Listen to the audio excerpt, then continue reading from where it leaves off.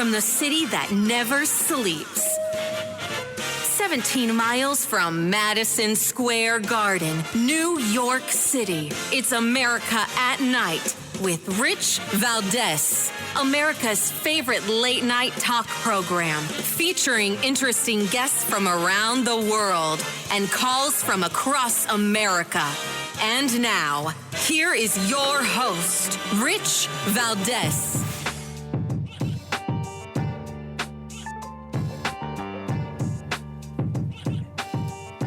Hi there, good evening, and what's up, America? I am Rich Valdez, Valdez with an S, at Rich Valdez on all of the social media. Welcome to the Thursday night edition of the program. Our telephone number, if you want to join our late-night national town hall conversation, feel free to do it.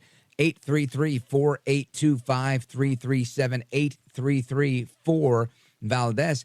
And the big story today is Hunter Biden. He's facing 9 criminal charges in a brand new indictment on federal tax crimes. Yep. I don't know where this goes.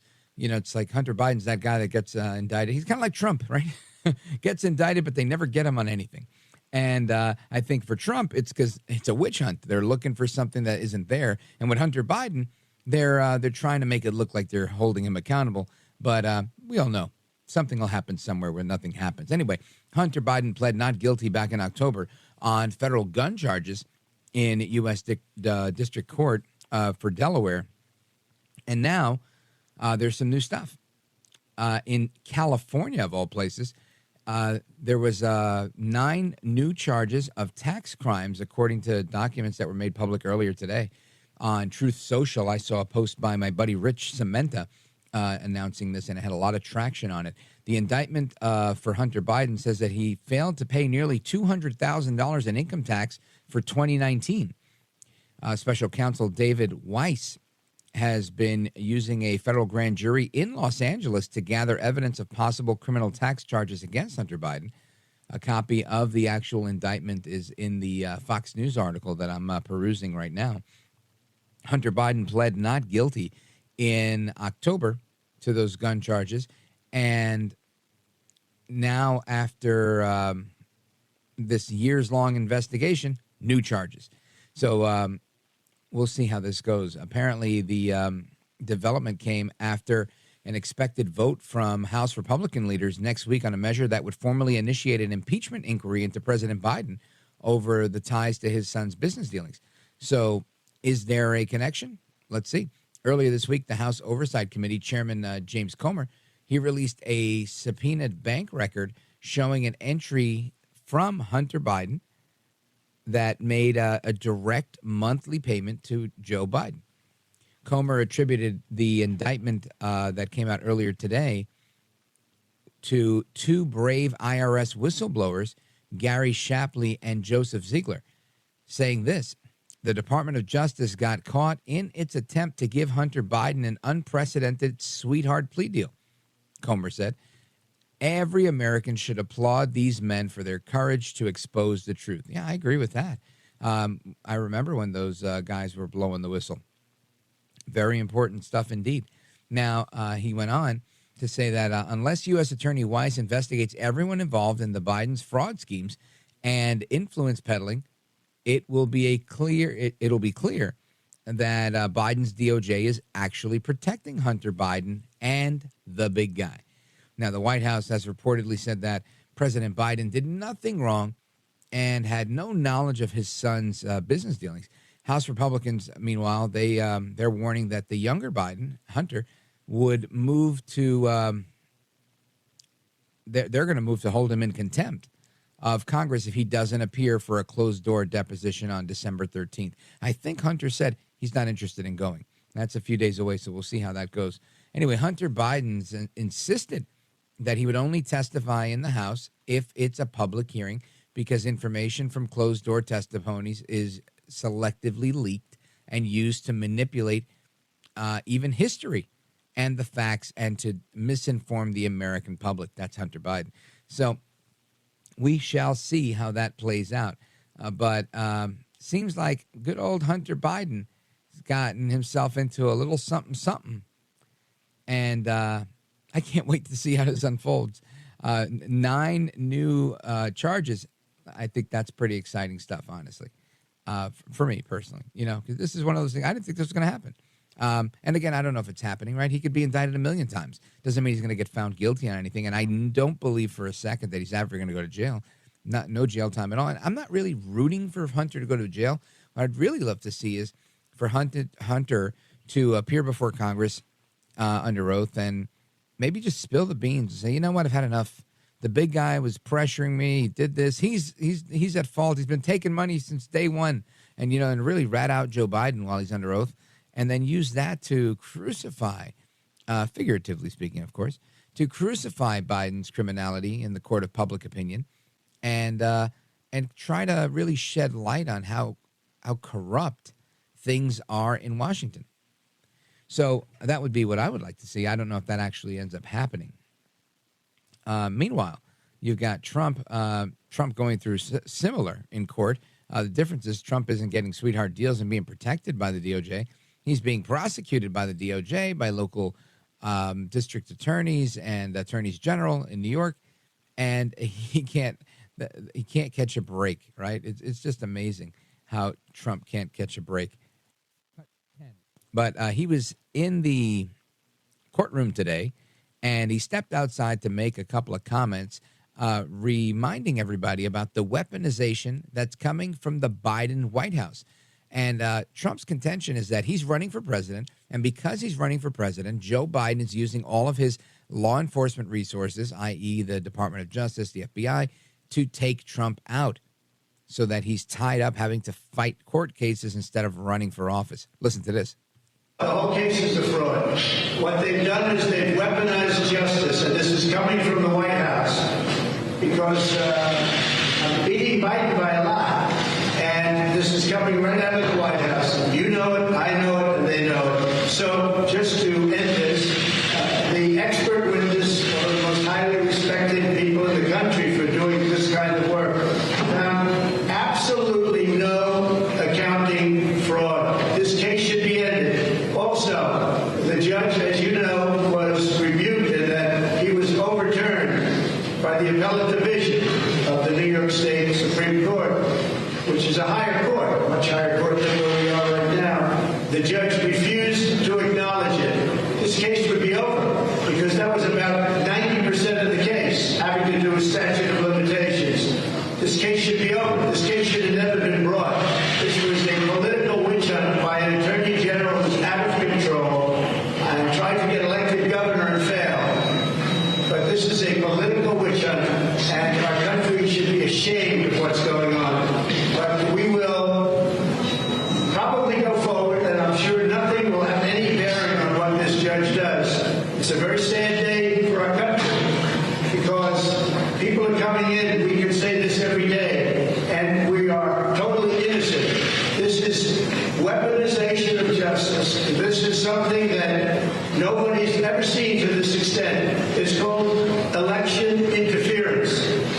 It's a sad day for our country that a thing like this can take place. I'm sitting in a courthouse instead of being in Iowa, where I should be, even though I'm leading by about 40 points. Now, listen, it'll really be something if Trump wins in Iowa, despite, being distracted from being there campaigning on the ground, despite not getting the governor's endorsement. It seems like there's a bunch of Republican candidates that are gaining a lot of traction in Iowa. Everybody's, trying to win, and Trump is in court, right? Figuratively and not literally, but figuratively being handcuffed by the legal system. And then not because of any excessive criminality or anything like that, just simply because he's doing well. And they figured, hey, let's tarnish this guy with some bogus charges, which I think everybody's going to see. Nothing's going to happen. And it's not because he's going to receive any leniency. I think everybody knows that. If you're an honest observer of politics and media, you can definitely reassure yourself that Trump's not getting a fair deal, right? Nobody's doing him a favor. No, in most people's minds, nobody likes him. He's the devil incarnate. He's horrible. He's Orange Man bad. Why would anybody help him? And that part is true. He's not bad. I don't think he's the devil incarnate, but I do think nobody in the media is going to help him. If it's not one of the networks that lean conservative, nobody's really going to go out of their way to help El Trompito Donaldus Magnus, the 45th president of these United States. So what ends up happening? It's the people. The people see right through this stuff. And they say, hold on. I don't like him myself. But why are you coming at him so hard? And they start to do 2 and 2. And they say, you know what? 2 plus 2 makes 4. I do this mental math. I figure it out real quick. This doesn't look good. This isn't that way. And that's it. And this is why people all over the place, including in areas like the Bronx, New York, you've got people, I mentioned I did a show last weekend where they had a man on the street interview, and they were interviewing people just one after the other. And there were no outtakes on this. It wasn't like they selectively edited it so that you could only hear the people that were pro-Trump. Everybody that they asked had something good to say about Trump and something very negative to say about Biden. We'll hear that on the other side of the break. Folks, if you want to join the conversation, feel free, 833-482-5337, 833-4-VALDEZ. This is America at Night with Rich Valdez. Call now, 833-4-VALDEZ. That's 833-482-5337. 833-4-VALDEZ. That's Valdez with an S.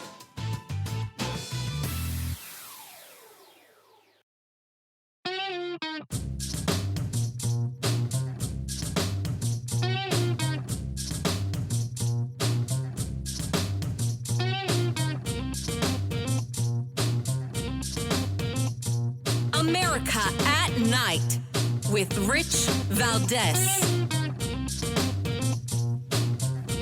All right, America, welcome back. Rich Valdez here with you straight till 1 a.m.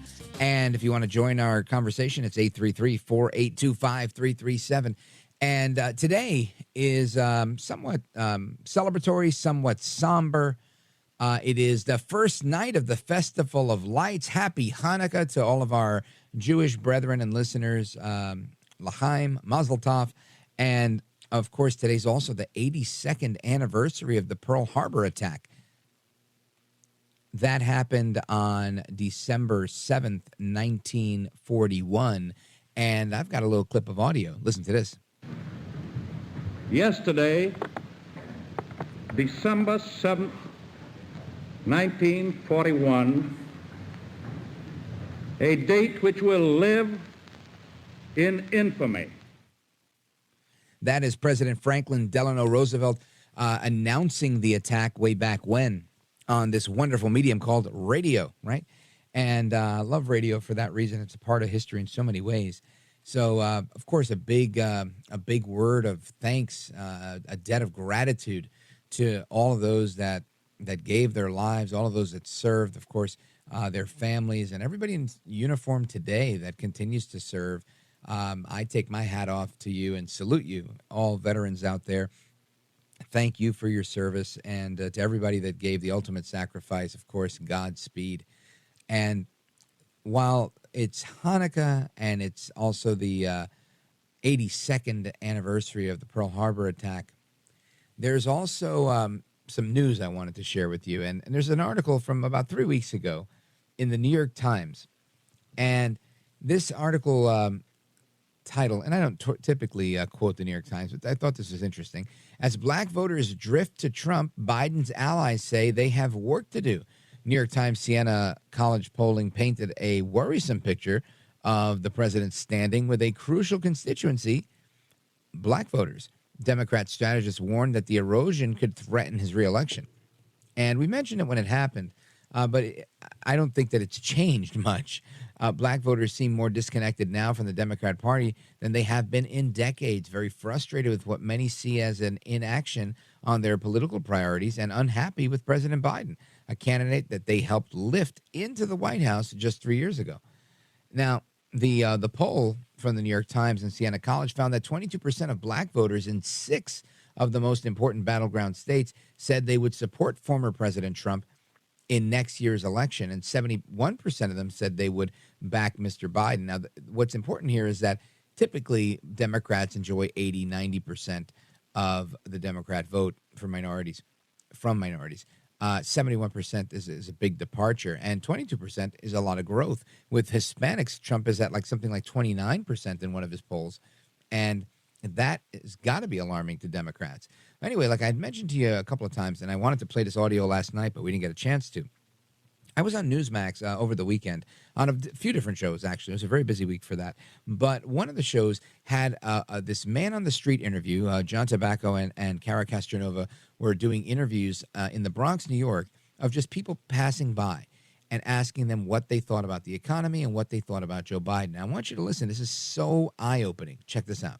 Do you think that President Biden is doing a good job with the economy? No, he's not doing nothing Yeah, to I don't support even know nobody. Was he doing a good job? Yes or no? No. I can see we're all going to be in the streets homeless. Biden and his press secretary said that prices are going down. Is that your experience, or is that not true? No, that is definitely not true. Prices are definitely going up. I used to go across the street to Fordham to go get me a meal. I can't even get me a meal because that meant $20. Minority communities, we're not seeing the improvement. There's inflation with everything, food, gas, insurance prices. I mean, you name it. Bidenomics is not working. It's just a complete mess. It's a disaster. Especially here in New York City, we're feeling it very hard. You could say anything to Biden right now, who says that the economy is improving, especially in black and brown communities. What would you say to him? That's lies. I believe that's lies. Heavy lies on that, for sure. Do you think that somebody else besides Biden should be president? Yes, next of time? course, of course. Bring back Trump. Tell me why. We had money. We had money when Trump was president. Free my son Trump. Free my son Trump. Trump 2024, everybody. Trump 2023. That's crazy. And we're here in the Bronx. I'm gonna vote for Trump if he runs, because I feel like it was much better when he was here financially for everybody. Not just me, for everybody. I'm definitely voting for Donald Trump. He made sure we had money in our pockets. He was for the people. He made sure we had what we needed. I feel like everything will go back to how it was. I mean, ever since he's been out of office, everything's declined. When Trump was president, my life was good. Economical-wise, I was doing so much better. They're saying it's going to be Biden-Trump, so who will you vote for? Oh, I ain't gonna lie, I'm gonna have to go for Trump. Sorry. I'm gonna go for Trump. Trump. Always Trump. Here, let me see. Who are you voting for? Trump.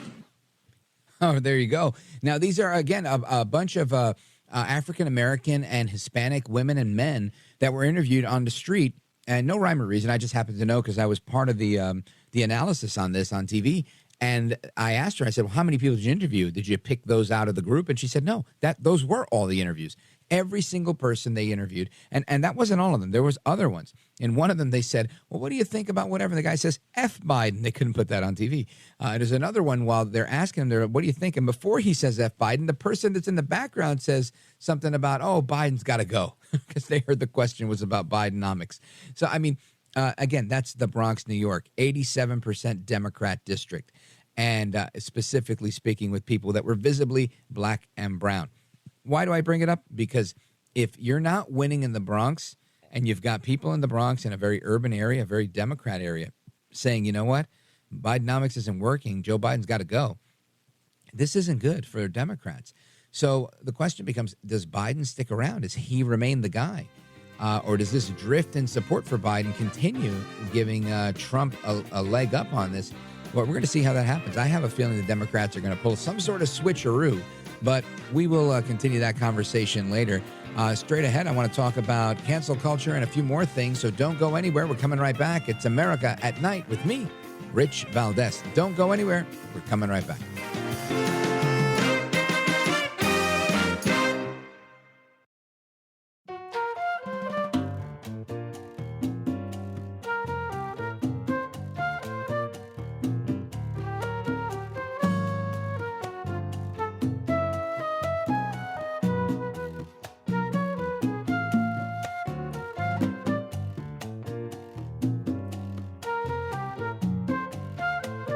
This is America. This is Night.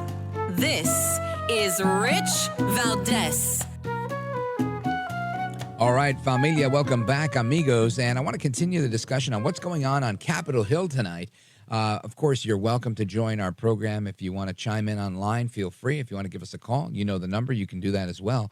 And yesterday, there were some comments made by Jamal Bowman, who was censured today because of his, he committed a crime, right? During the counting of the votes for the debt ceiling, he pulled a fire alarm. And then he said, no, it was because I thought it was the exit to leave, but he's on video. And he takes the sign down, and then it's clear it wasn't a mistake. It was done with malicious intent. He was found guilty, pled guilty. And again, it was not a huge charge, or some sort of like misdemeanor, I believe. But the point was, this guy's a sitting member of Congress, and of course, he's going to pay the price today by being censured. But the bottom line was that he really did do it. Right? It's not something that's speculative like the George Santos stuff, which I'm sure eventually the truth on all that will come out. But George Santos faced an entire expulsion over charges, allegations, not a guilty plea, nothing being admitted to or proven. Anyway, the House Republicans today censured Representative Jamal Bowman, a Democrat from New York, after he pulled a fire alarm in the office building back in September. And he's now been reprimanded. And his friends are saying that it's profoundly stupid. It's very extreme. And I want you to hear what he had to say yesterday when he took to the floor regarding why Republicans are so focused on punishing Democrats. Listen to this. It's painfully obvious to myself, my colleagues, and the American people that the Republican Party is deeply unserious and unable to legislate. Their censure resolution against me today continues to demonstrate their inability to govern and serve the American people.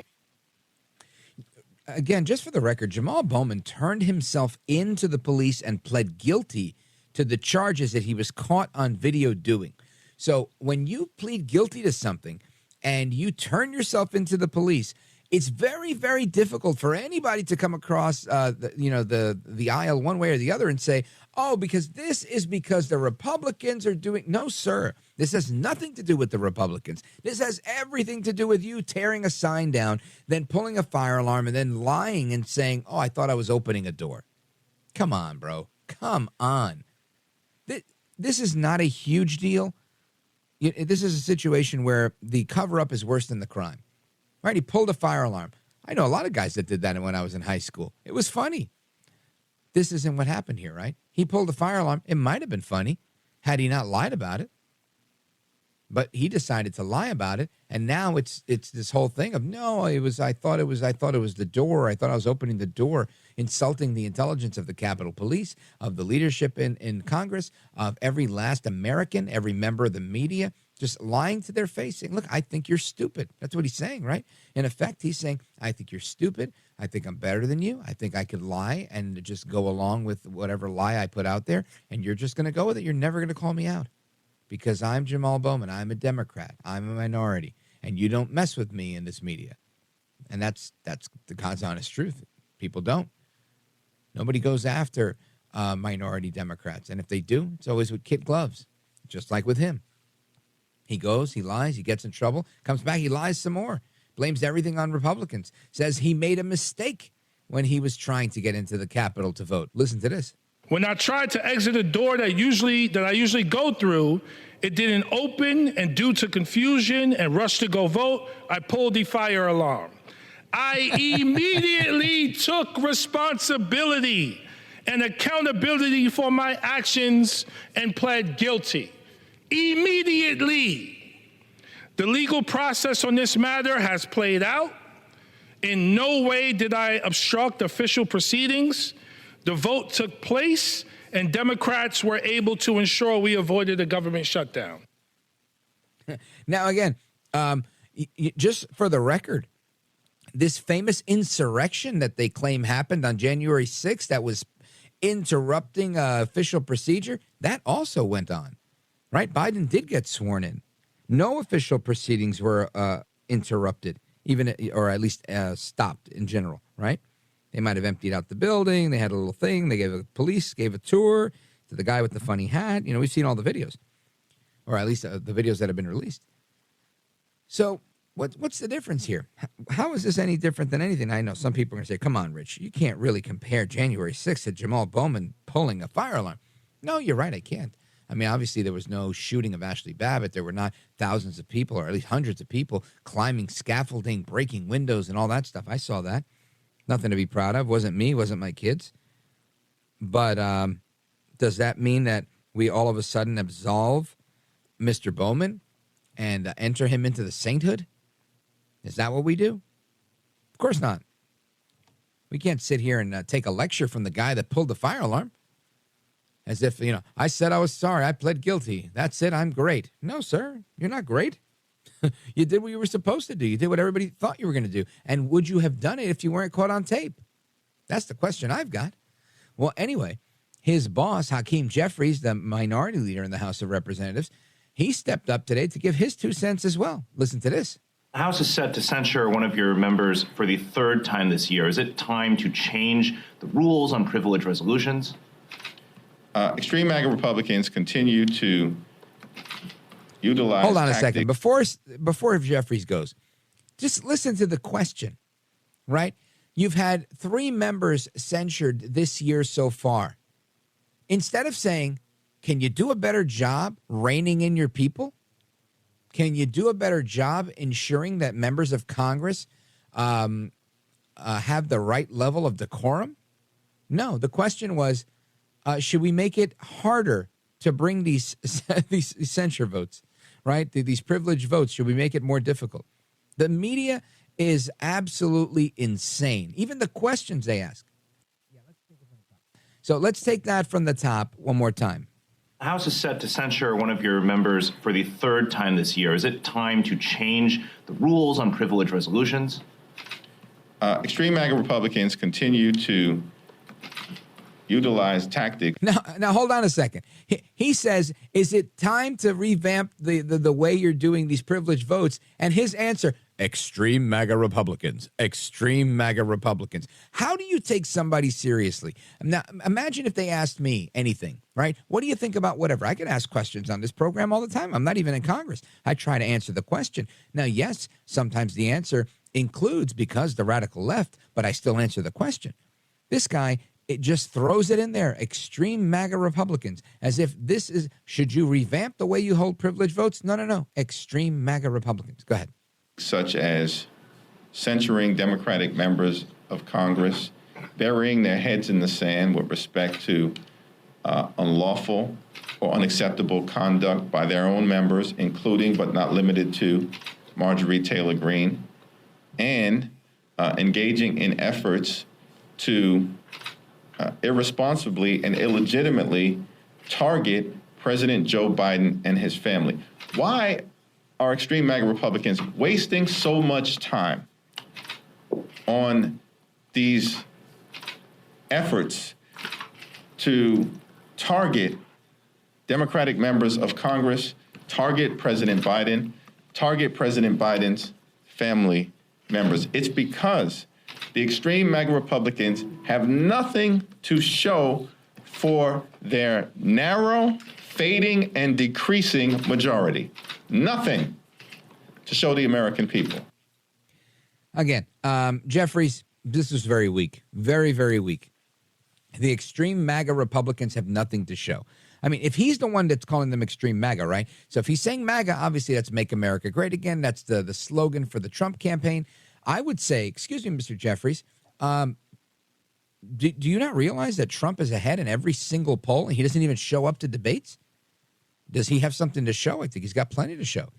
Did Trump have multiple wars and a potential third on the forefront when he was president? No. We had peace. We had the Abraham Accords. We had inflation at 1.25 or 1.4%. Trump has lots to show. The extreme MAGA Republicans, I think, are doing a great job. What is it that you have to show? More mutilated teenagers? More men and women's sports?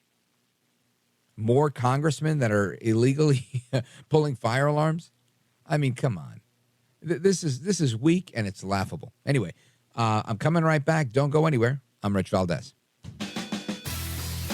This is America at Night with Rich Valdez. Call now, 833-4-VALDEZ. That's 833-482-5337. 833-4-VALDEZ. That's Valdez with an S.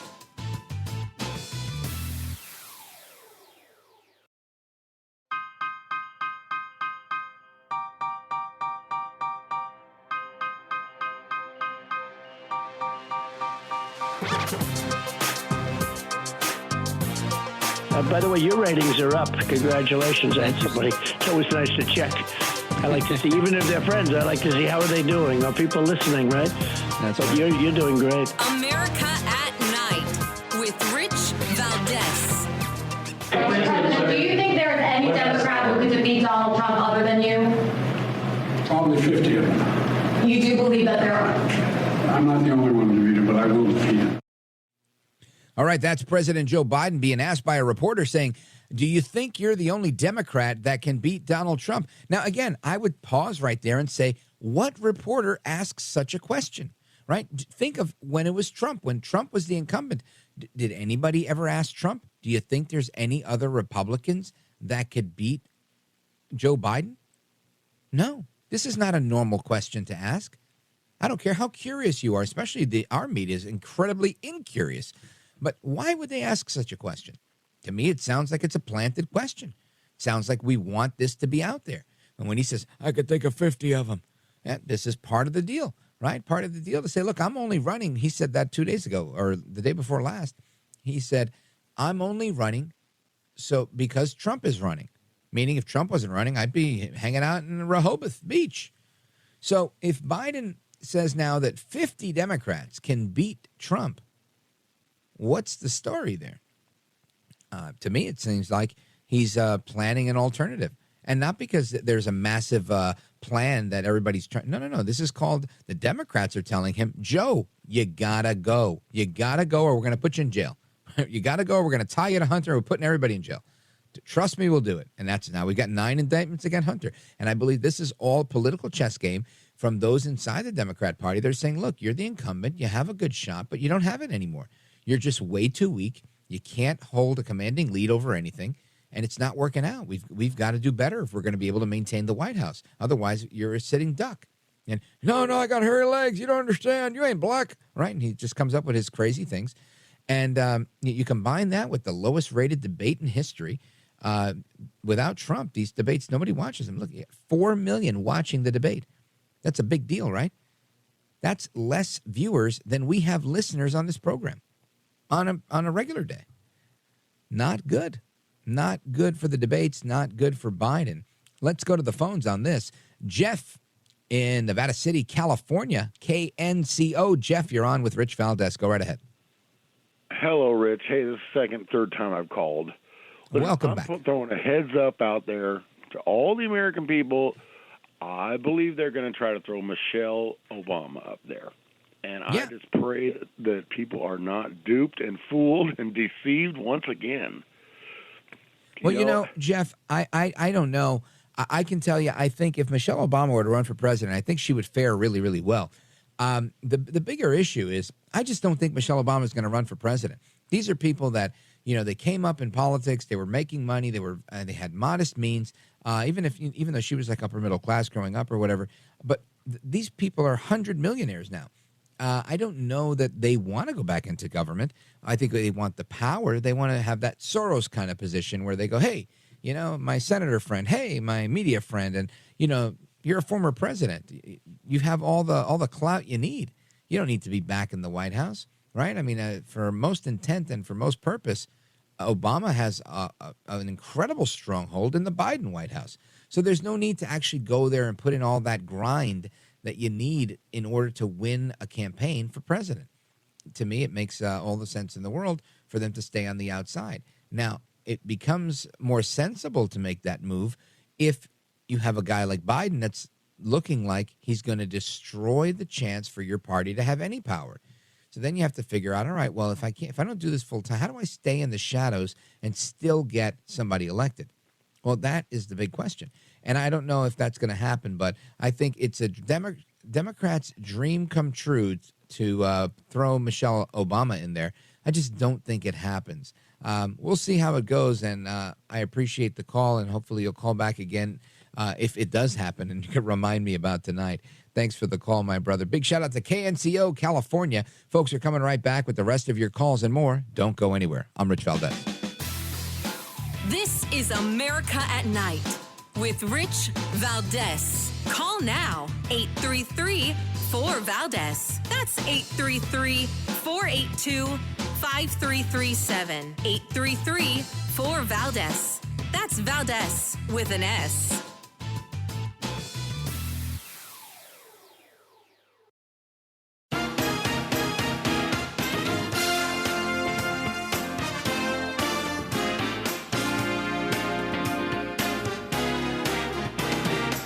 America at Night with Rich Valdez.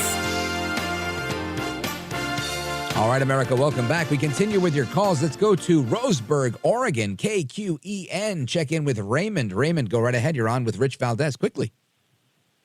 Hey, how you doing? I just was wondering, I want to ask you a question. Sure. With regards to the comment that Joe Biden made that 50 Democrats could beat Donald Trump. If you were in Joe Biden's shoes, what would your answer be when the reporter asked you that? Curious enough that they asked him, I understand, but since he was asked the question, should he have said, "I'm the only Democrat that could beat him," or what would you? Well, I think as any good politician would have done, he would have said something like, "Well, speculation is useless. Right now, I am the nominee. I'm the Democrat that the party's chosen to take on Donald Trump, and I'm going to clean the floor with this guy. I'm going to take him behind the bleachers and show him a thing or two," right? He could have had a chance to really shine there, but instead he takes there's 50 of us. It was just incredibly weak, and it really signals that it had nothing to do with him or his campaign. To me, he's really sending the message. I'm checking out soon. There's a lot of guys, trust me, anybody but Trump, you're going to be fine. And that's what I got out of it. Thanks for the call, brother. I appreciate it. Big shout out to Roseburg, Oregon. Let's go to Stephen. He's in Enterprise, Alabama, WDBT. Go right ahead.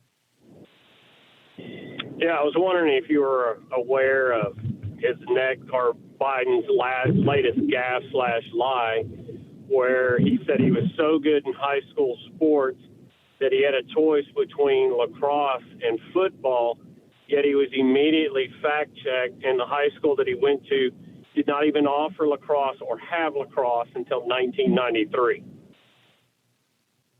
Yeah, well, again, this is another one of those things where Biden gets caught lying all the time. Again, I think this was his 9th campaign for president, and the very first one, or the second one that he ran, he had to suspend because he got caught plagiarizing.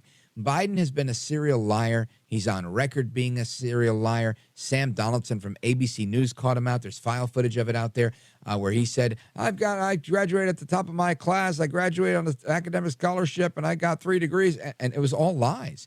I mean, he just rattled it off with such confidence, and he was so eloquent in doing it when he was a younger man. But all of it was fake, phony fraud. So ultimately, I think the same thing when he says, we've got lacrosse, and he didn't have lacrosse until yesterday. It's another one of Joel Baboso's babosadas. And lamentably, people buy this stuff because I think there's an underlying opinion, and it's not an incorrect one, that politicians lie. And most people don't hold politicians accountable for lying. I think, there's 2 extremes, right? There's people that think, come on, they're all liars anyway. And then there's people that think that because they're corrupt, that they're somehow going to get jailed and put in Guantanamo Bay, and they're going to be given the death penalty and a military tribunal and all sorts of craziness. None of that's happening either. Political corruption is as old as the day is long, and very rarely do we see people go to jail. By and large, most get away with it. We've just got to do a better job as people, and if we can, restore integrity to our society. Stephen, thank you for the call from Enterprise, Alabama, WDBT. I'm Rich Valdez. We're coming right back. More discussion straight ahead. Hour number 2. Don't go anywhere.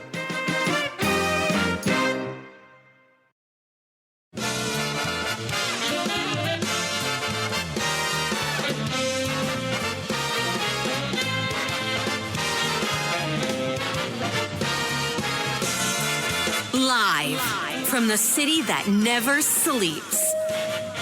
17 miles from Madison Square Garden, New York City. It's America at Night with Rich Valdez, America's favorite late night talk program, featuring interesting guests from around the world and calls from across America. And now, here is your host, Rich Valdez.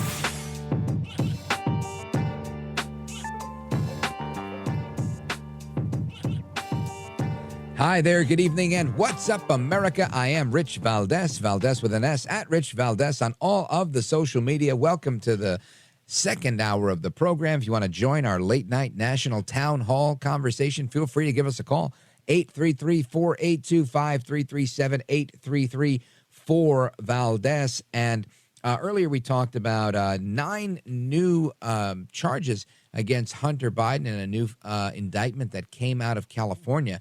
We're going to get into that with former federal prosecutor tomorrow. We're going to break it down, so don't miss that. Also, we've got, let's see, what else do we have here in the news today? There's a lot of news out there today. The debates were very, very low ratings. Barely 4 million people watching that final debate there. And a bunch of other stories I want to get to. But there was something that really caught my eye in the Daily Signal. And the group of bipartisan senators has been talking about how they're going to take on big tech CEOs. And this is obviously a big concern for a lot of people. And parents really became, I guess, attuned to what's going on when they had a chance to see what their kids were doing when they were home for school during COVID. And now people are more interested in what's happening with the schoolwork and social media and their children's online habits. So there's been a lot of harm, right? There's been lawsuits brought, I think, by 42 attorneys general against Meta, Facebook, Instagram. And there's been a slew of lawsuits against social media because they say it's just not good for people. There's certain harms that are posed towards children. It's very documented. You had little girls that were developing eating disorders and whatnot, and lots of things are happening. So this bipartisan group of senators is about to take on big tech CEOs, and they're hoping to do this by January 31st of 2024, having them publicly address their failures to protect kids online. And what they're suggesting are age restrictions on what they say are deliberately addictive products that target children. And obviously this should be a no-brainer. But this is happening across various levels of government. And I think it's something we should have a discussion on because, you know, some are saying, look, there are warnings on nicotine, there are warnings on rated R movies, but there's no warnings on the dangers posed by social media. And that's something I'm willing to discuss. I don't know if I need the government telling them what to do or what not to do. I think it's always a parent's job, but it's worth the conversation. And to do that, I want to bring in Wes Hodges. He's an advisor at the Heritage Foundation. He leads their campaign for big tech. Wes Hodges, welcome to the program. Rich, it's an honor to be here. Thanks so much for having me on. Thank you, sir. I appreciate it. And I want to talk about different ways that children can be protected online that actually pass constitutional muster, because I don't want to create a police state. I don't want to violate free speech. I don't want people's rights to be violated. But, of course, we all want children to be safe. What's your take on this? Absolutely, Rich. And like you said, there's so much good news out there for parents and policymakers coming to bat to take seriously protecting children online. So, like you said, as conservatives, we care a tremendous amount that whatever we ask the government to do, it needs to be constitutional, it needs to be controllable, it needs to be of the people. So we had an op-ed this week, the one you're referencing, talking about age verification, which is a very popular form of legislation, regulation that is coming across the states, being talked about in many states. Many states have already passed it, as well as being introduced in the Congress. So like you mentioned, in just a few weeks, we're going to have a bipartisan group of senators publicly addressing these big tech CEOs to talk about harm to children and the addictive practices that their apps have inculcated.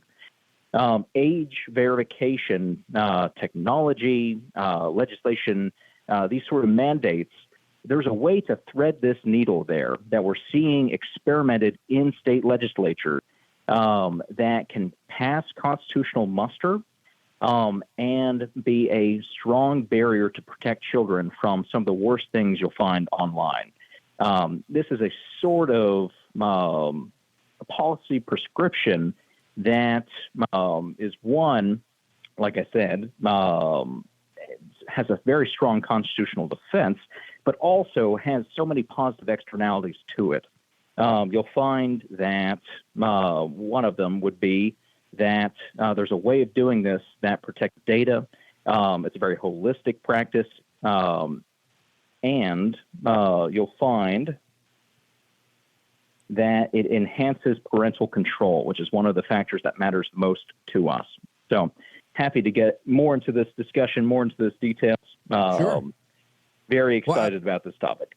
Wes, I want to ask you, for those that are listening, I think there's, it's an eclectic audience, and I think some people are thinking, what are some of these dangers? Like, if it's that dangerous, don't let your kids use it. Easier said than done for some parents, probably just as easy as said for others. What are some of the dangers that are posed from your perspective? Absolutely. I am a very young parent. I have a 5-month-old sleeping, just the room over. So thankfully, not too much threat right now from social media harms, although he does love to grab the phone when it's out. But if you look at some of the data, some of the research that's coming out, now that we've had a good number of years of social media and kids involved with it, just the evidence is irrefutable. Take with a grain of salt information coming from the Biden administration, but their Surgeon General came out in May talking about real issues coming from prolonged exposure of social media on children, and just referencing that, their data shows that adolescents that spend more than 3 hours per day on social media face double the risk of experiencing poor mental health outcomes, and that includes depression, anxiety, poor sleep, bad self-image, and violent tendencies. That's probably putting it softly. And tethered to that is our survey showing that on average, teenagers spend at least 3.5 hours a day on social media. And, going through COVID, this is a 2021 survey, going through COVID, I would expect those numbers to get even worse with that kind of isolation. So the data is real. The research is coming out. I would also direct you to kind of the industry revealing this problem themselves. So, one example that our op-ed alludes to is YouTube CEO referencing the need to get serious about providing parents more tools and more guardrails to help their to help their kids. So to quote them, parents can't do it. Actually, YouTube cannot do it alone. It takes policymakers, families, researchers, companies, and experts coming together to provide support, consistent standards for companies. So all that being said, when the companies themselves that are inculcating some of these bad outcomes are, telling the truth here and saying there's a problem, it's a very obvious problem. Yeah, it seems that way. And again, it seems that way because, again, I find it somewhat duplicitous, right? I feel like YouTube, Instagram, Facebook, they do everything they can to make a very, very usable product, right? Some will say it's addictive. If I were the owner of Facebook or Instagram, I'd say I want it to be as addictive as possible, just like I want you to be addicted to ice cream, pizza, soda, you name it, because that's the business I'm in. None of these things are a charity. They're all big businesses. But with that being said, from the business owner's perspective, I would think I don't want the government putting a warning label on my social media app. That's kind of like saying, people like to binge watch television, and this could be addictive, and we're going to have to put a warning label on television. Now, I know that there's a difference between the two, but I would imagine this is an argument that's coming from the social media companies. Wes, what are some of the, how are they refuting it, and how are they pushing back? Well, let me make sure I get your question right. How are the social medias refuting and pushing back on these complaints? Yeah, or I guess I should say, are they, right? I know YouTube's saying, okay, that we should add some more guardrails. I view that kind of as the big tobacco companies saying, paying for the ads that say smoking's addictive, don't smoke, right? But it's a small fraction of their budget that goes to the anti-smoking campaigns, and a huge amount of what they do is, making more cigarettes. So I think YouTube is in the same boat. So is Facebook and Instagram, saying, look, parents, we're going to put, these parental controls in. We want your kids to be safe, yada, yada, yada. They say one thing, but they do another. And we found recently that they were very lax in going after child porn and other human trafficking websites, people that were selling all sorts of things through the Instagram accounts. And Instagram was like, yeah, we could have done a better job, but they didn't do anything to really stop it. So I feel like it's, once the toothpaste is out of the tube, then they say, oh yeah, we're going to do better on this. And it seems like it's lip service to me, Wes. Rich, I think you have good instincts there. Big tech has been given almost every opportunity, more than a decade, to self-regulate, to take its products and use them in a way that is beneficial, that actually helps you live a better life, that is formative as children get onto their apps.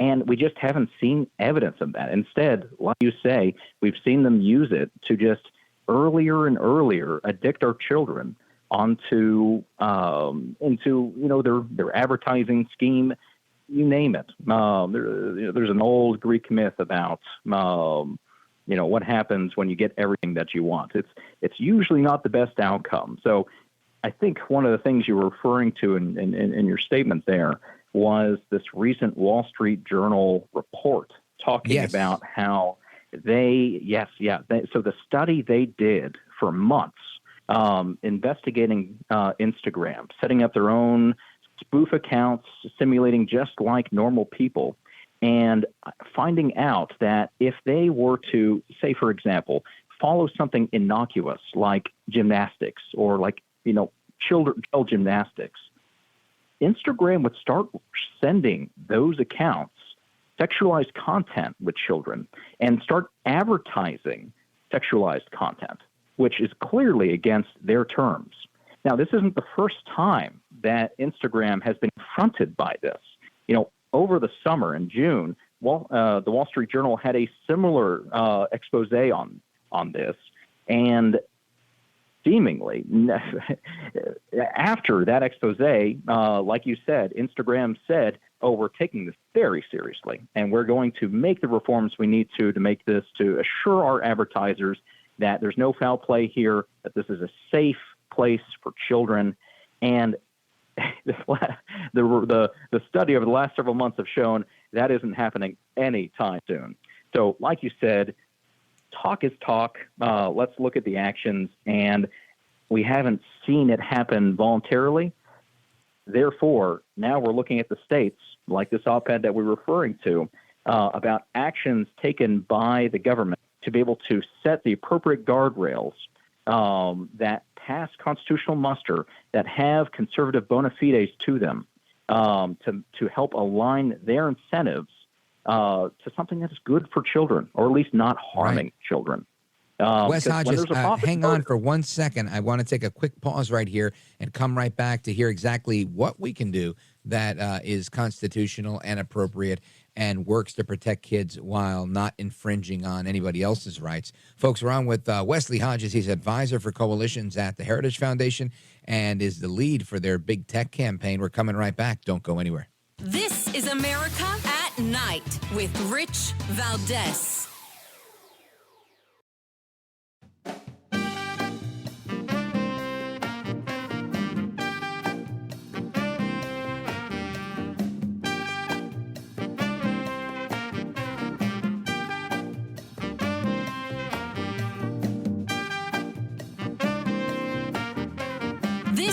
America at Night with Rich Valdez. So we're talking about age restrictions on deliberately addictive products and that target children. And most people think it should be a no-brainer, but it's not the case yet. Social media companies have been called to the carpet a number of times. There's even been whistleblowers from these social media companies testifying before Congress. And they always say they're going to do better, but nobody's really holding their feet to the fire. Well, our guest is here to explain exactly what can be done within the confines of our Constitution so that nobody's rights are trampled. Wes Hodges is the advisor for coalitions at the Heritage Foundation and the lead for their big tech campaign. Wes Hodges, help us understand the constitutionality of what you guys are putting forward in this op-ed you've written. Absolutely. Well, I will answer that, but I do want to say to your comment of this being a no-brainer issue, recent polling by the American Principles Project showed that 83% of people would strongly or somewhat favor legislation that requires websites with pornographic content to implement an age verification system or face penalties. That obviously a related subject. There's similar polling showing how favorable age verification is for dealing with online addiction. So when we address the constitutionality of this, you'll see in the handful of states that have passed these sorts of laws that there's mixed results. If we were to hone in on Arkansas, which we're tremendously grateful for their effort to take seriously this issue and to put something forward and pass something as the state. One of the issues they have run into is they have a number of holes, carve-outs in their bill that allows for social media companies, some of them to just pass by the bill. And when you don't do a holistic approach where it covers everyone, you run into First Amendment issues where you say this is allowed, but we're not going to regulate you, but we're going to regulate you. That raises all sorts of concerns and is difficult to muster in the courts. So the op-ed that we penned this week, my colleague Kara and friend Joel wrote together, talks about doing age verification on the App Store level. So when you ask, where do we regulate on this sort of thing, there are three main layers to accessing online content. The app, Facebook, the App Store, the Apple App Store, and the device, your iPhone, your computer, you name it. So the op-ed focuses in on the App Store as a seemingly opportune like a neutral place. party, right, to put the age verification. That makes a lot of sense, actually. And the music means we got to go. But Wes, let everybody know how they could find you and follow you and keep up to speed with what you're doing. Absolutely. Everyone, I refer you to Heritage's website. It's heritage.org. You'll find our content on holding big tech accountable there. Thank you so much for having me on. Perfect. You bet. Welcome. I appreciate it. Folks, go to heritage.org. We're coming right back, continuing the conversation. Wes, thanks again. Don't go anywhere. I'm Rich Valdez.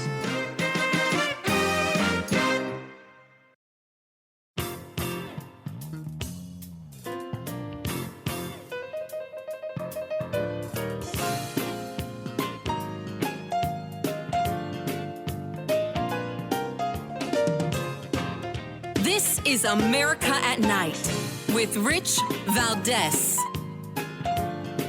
All right, America, welcome back. We've got some great stuff in store for you. But before we jump into that, I just wanted to quickly send a shout out to Christopher Ruddy, the CEO of Newsmax TV.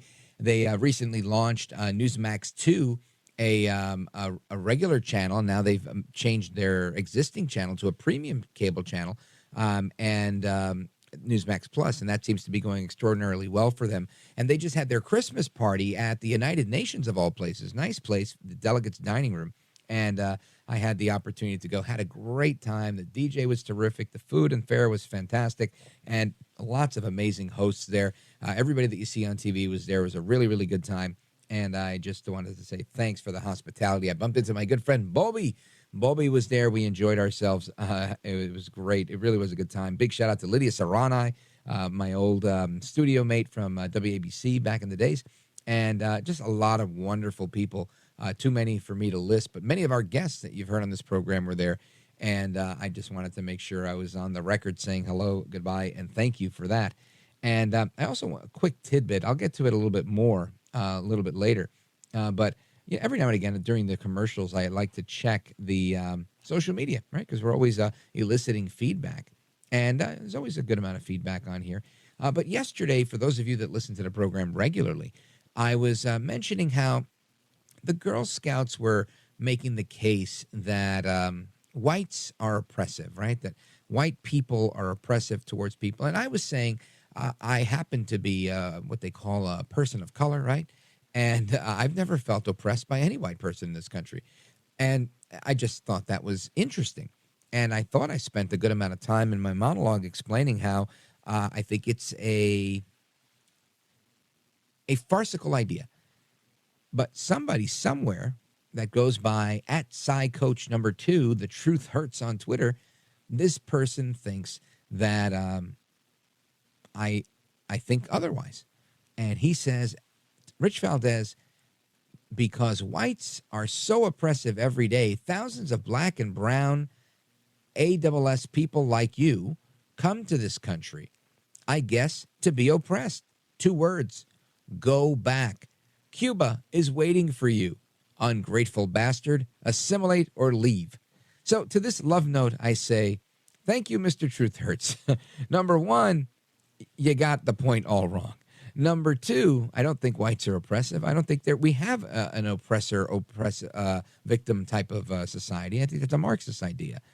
I don't know anything about blacks coming here every day, but I guess there are a lot of folks from Northern Africa that are coming by way of the southern border, so that's probably true. And I don't think they're coming here to be oppressed. Now, go back. I don't know where to go back. I was born in Brooklyn, New York. My parents are born on the island of Puerto Rico, sir. Not Cuba. We are Americans of Puerto Rican descent. But ungrateful. I don't think I've ever come across as ungrateful, for the opportunity to be on this program, which he insulted. He said that this 10 o'clock slot is not a coveted one. I'd say this is the largest 10 p.m. show across the country. So get your story right, sir. Anyway, assimilate or leave. I think I'm as assimilated as apple pie. I was born in Brooklyn. But anyway, it just goes to show you, no matter how hard you try to make a point and to be clear in what you're saying, there's always a clown out there that is going to try and, push your buttons, and it's going to misunderstand you. And this happens all the time. These types of misunderstandings happen everywhere. And I want to talk about those things, right? Because there is an article that was sent in the Washington Post that says that some people are misunderstanding why they feel so tired after they do Zoom calls. And apparently there's something called Zoom fatigue, right? Or people who are on Microsoft Teams or FaceTime, any type of video call, and it leaves them drained and they feel like they just can't anymore. And I know that feeling because I don't like video calls for whatever reason. They don't enlighten me. They drain me. Meanwhile, in real life, if you put me in a room with people, voila, here we go. So I want to get into that. And I want to get into a couple of other things because we've got an amazing guest, Leigh Richardson. She's a licensed professional counselor. She's a therapist and founder of the Brain Performance Center. That's out of Texas. She's also the author of Turn Your Brain On and Get Your Game On. How, what, and why to peak performance. And we're going to get into that as well. She's with us for 3 segments. So we're going to discuss the Zoom stuff. We're going to discuss the book. And we're going to discuss brain injuries because I happen to know a thing or 3 about traumatic brain injuries as I was a caregiver to my dad who had one. And it was one of the most amazing educations I'd ever received. It's just fascinating, like how intricate brain injuries are and how they manifest in different people. So without further ado, let's welcome Leigh Richardson to the program. Leigh, welcome.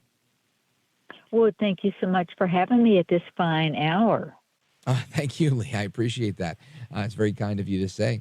And I'm looking at this article, in the Washington Post, and it's talking about Zoom fatigue. And this is something that I've felt, but oftentimes, and I've shared this with the audience multiple times, but I'll share it with you, and I'm sure you'll understand it. people that are in the neurodivergent camp, like me, I have ADHD, I tend to feel things times 10, period. Everything, whatever it is.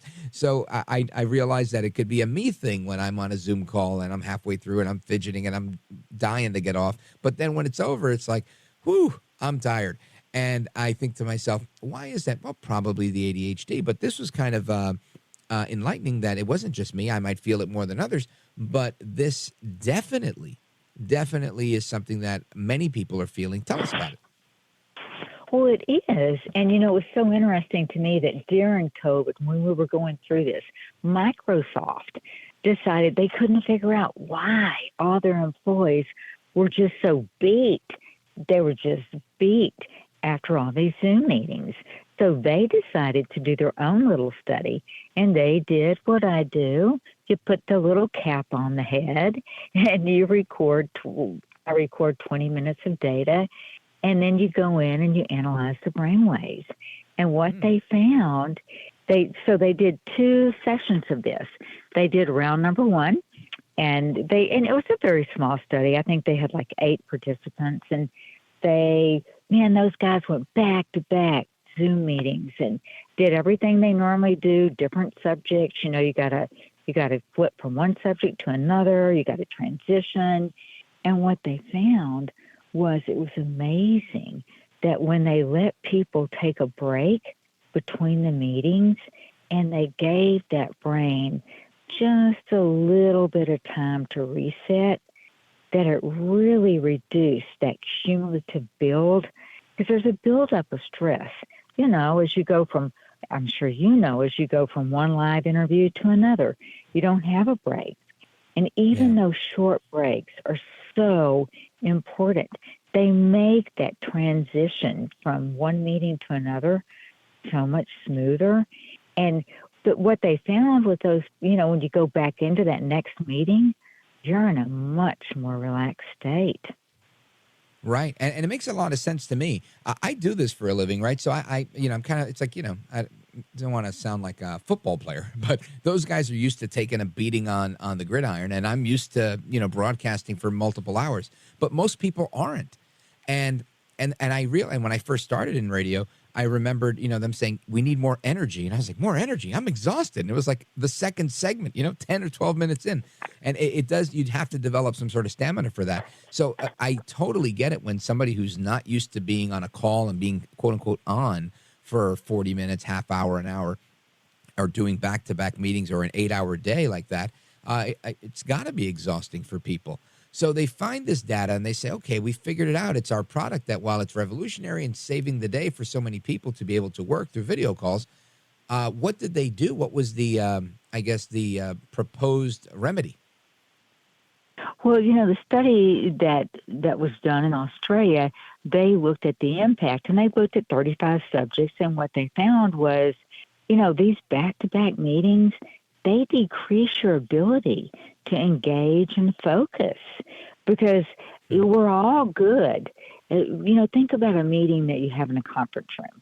You're not going eyeball to eyeball with these people, and they're not on these 1-inch screens. And it's it's that constant eye direct contact that really does. It's exhausting. It's that direct eye gaze, because typically when you're in a meeting in a conference room with 10, you've got time to play on your phone, make your notes, do whatever you want to do, but not, this virtual interaction, it's hard on the brain. Yeah, that makes a lot of sense. And I want to continue with that, as well as learn a little bit more about your book, Turn Your Brain On to Get Your Game On, by Leigh Richardson. She's our guest, and we're coming right back with her. If you have any questions, you want to ask her a question, she's going to be with us for a little bit. 833-482-5337, 833-4-VALDEZ. This is America at Night with Rich Valdez. Call now, 833-4-VALDEZ. That's 833-482-5337. 833-4-VALDEZ. That's Valdez with an S.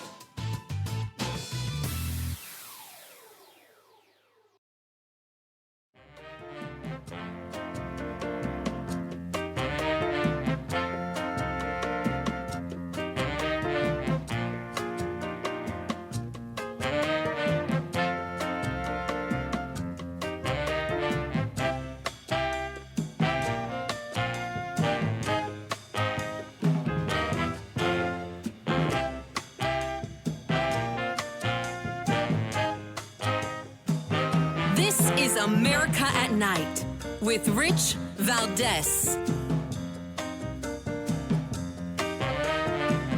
All right, America, welcome back. Amigos, we continue our conversation with Leigh Richardson. She's the author of Turn Your Brain On to Get Your Game On, the how, what, why, to on peak performance.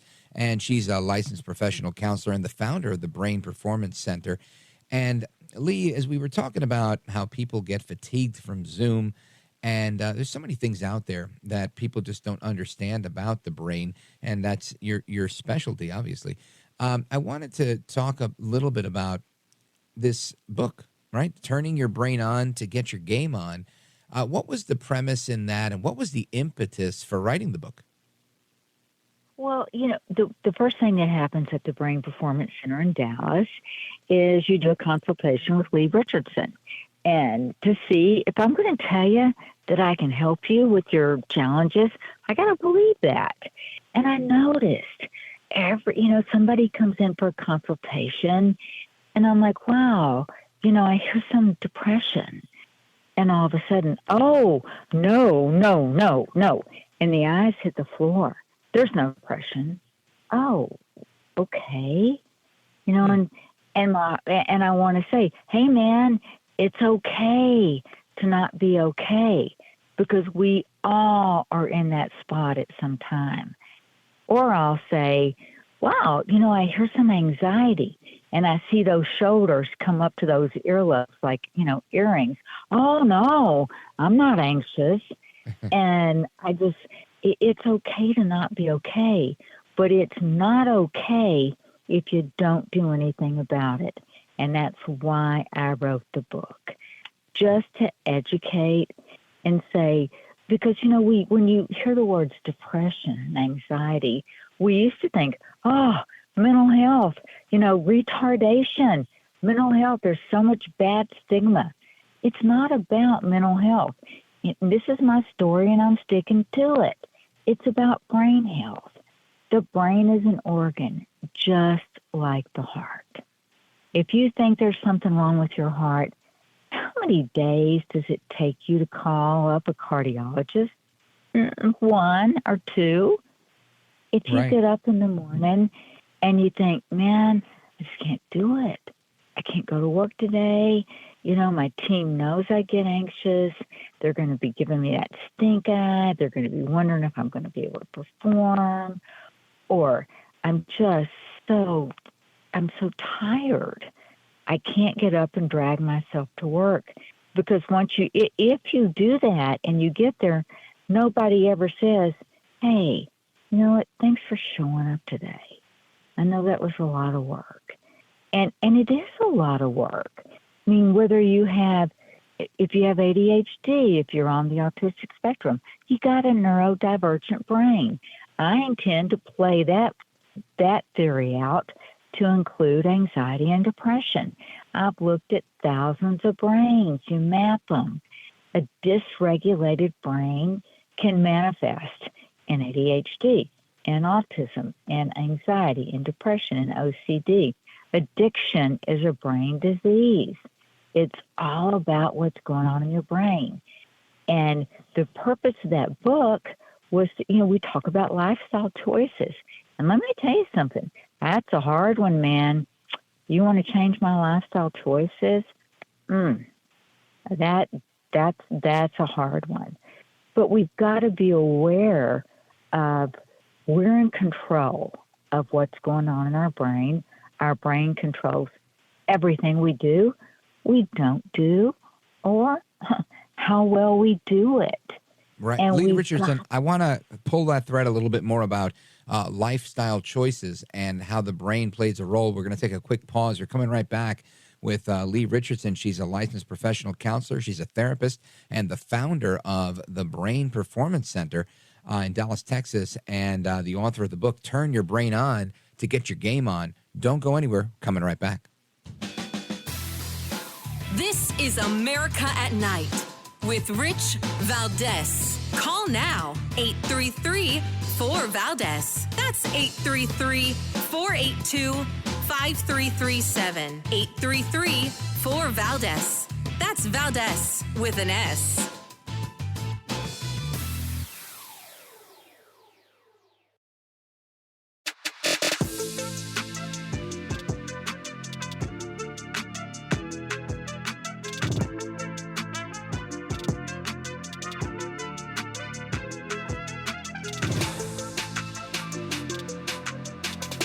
This is America at Night with Rich Valdez. All right, America, welcome back. Amigos, we're on with Leigh Richardson, and she's telling us about her book, and she was mentioning about how lifestyle choices are, they come from the brain, and there's certain brain diseases and fascinating topics. And something that I thought of was from what I've read and other psychologists, therapists, and doctors I've spoken with on this program, that there's a lot of the brain's pretty powerful, right? And you have the ability to choose many things, including subconscious things that you can eventually change, like, people that have certain behaviors, like you're mentioning, like anxiety and whatnot. A lot of that stuff tracks back to childhood issues, right? Or what the father of psychology, Jung, would discuss as the inner child.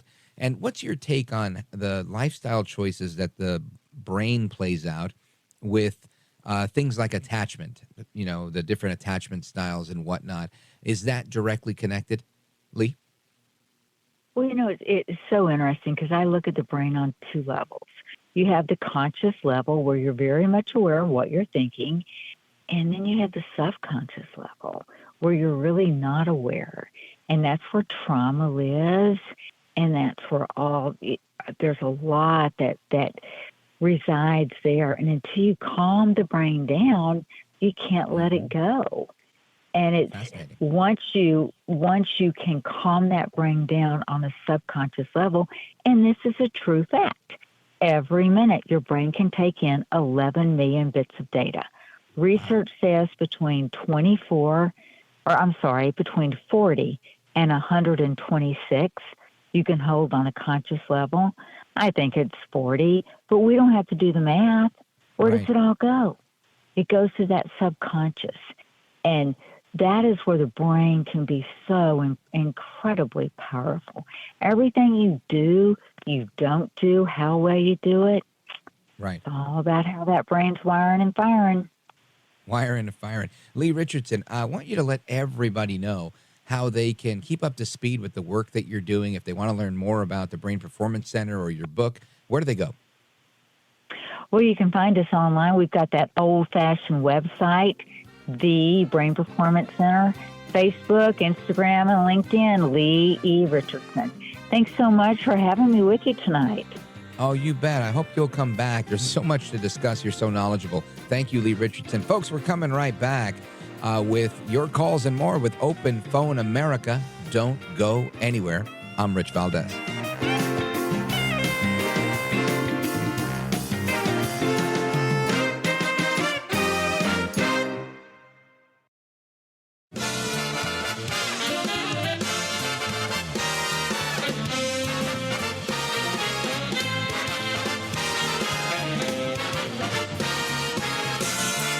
Live from the city that never sleeps.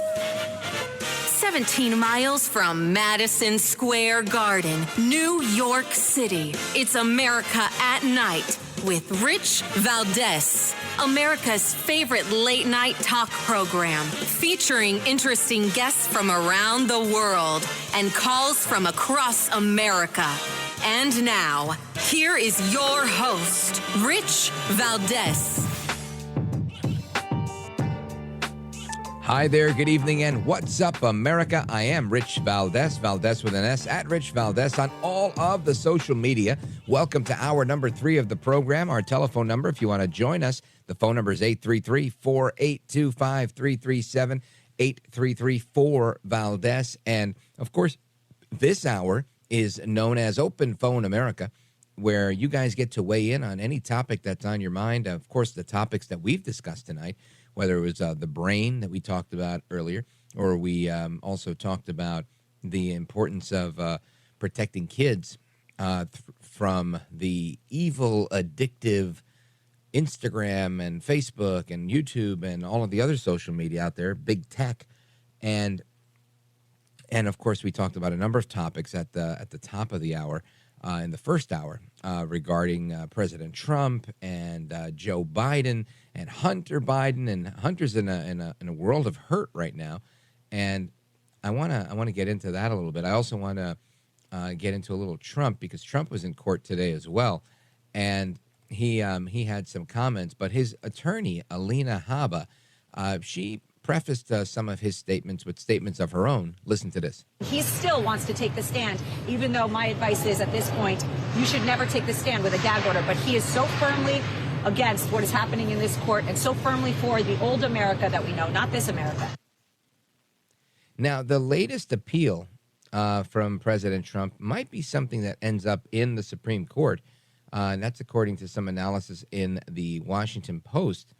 And this is regarding his request for immunity regarding the January 6th. I think one lower court said absolutely not. But I think the rationale exists there that he was sitting president. And, there's this thing called qualified immunity that everybody else in Washington has.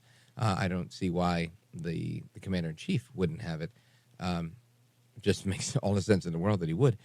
But Trump made some comments, and I played them earlier, but I want to play them again in case you're just tuning into the program, excuse me. And listen to this. The whole case is a fraud.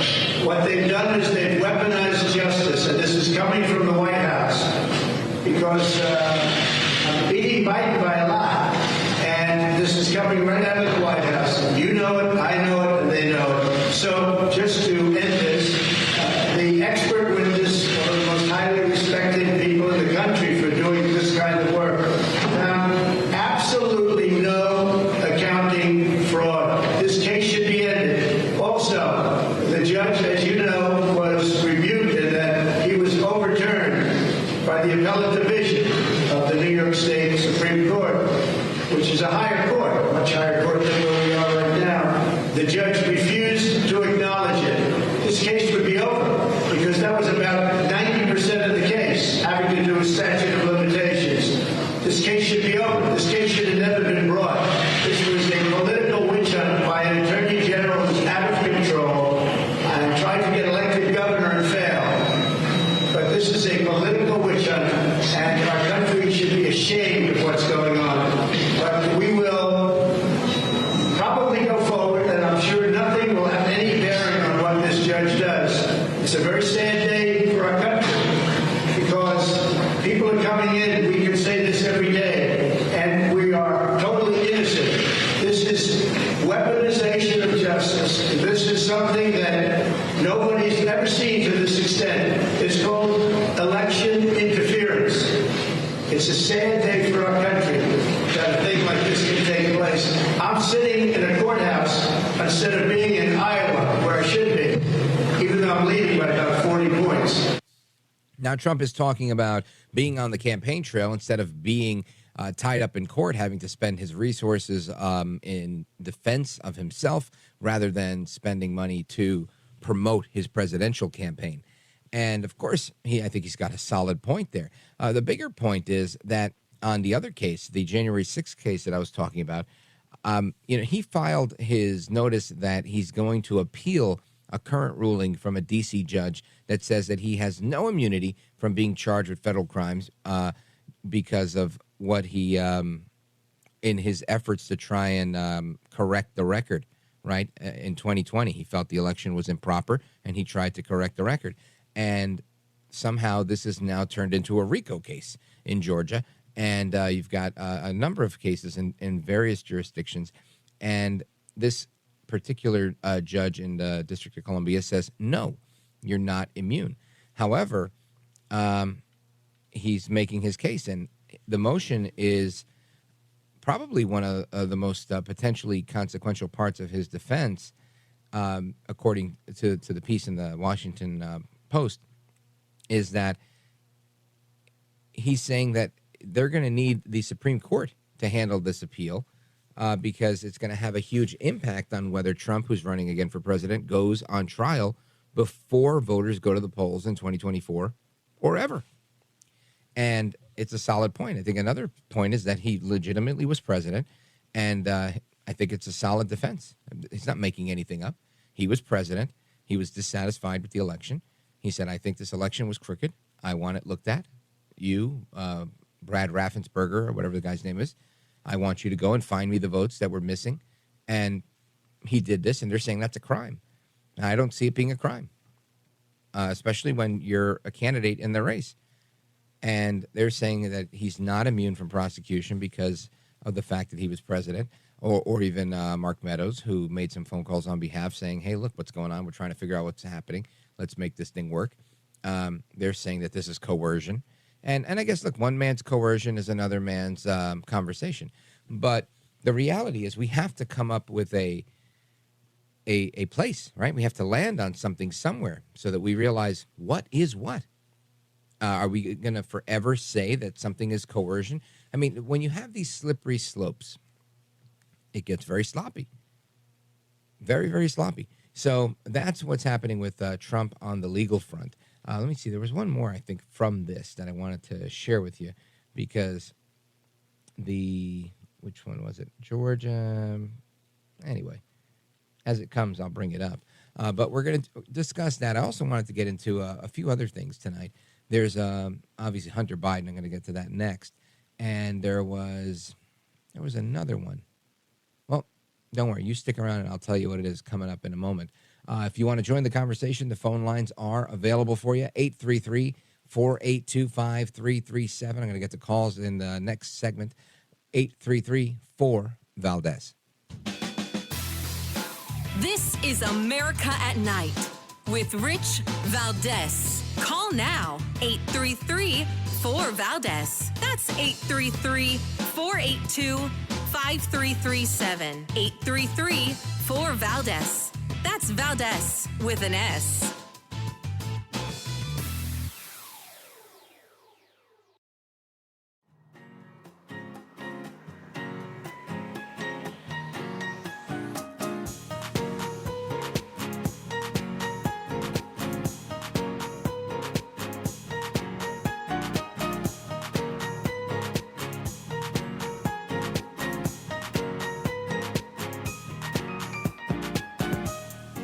He's brown, he's bald, and he's breaking it down. It's America at Night with Rich Valdez. So the United States Coast Guard has found 9 tons of cocaine on one of those submarine kind of vessels off the coast of California. 9 tons of cocaine. Now, this is not necessarily a segue into Hunter Biden, but I'll take it because Hunter Biden was indicted in California today on 9 charges related to tax. All of them stem around his failure to pay $200,000 in tax back in 2019. Now, you've got the special counsel, David Weiss. He's been using a federal grand jury in Los Angeles to gather evidence of possible criminal tax charges against Hunter Biden. And this is it's a big deal because, it's a big deal because his name is getting dragged through the mud.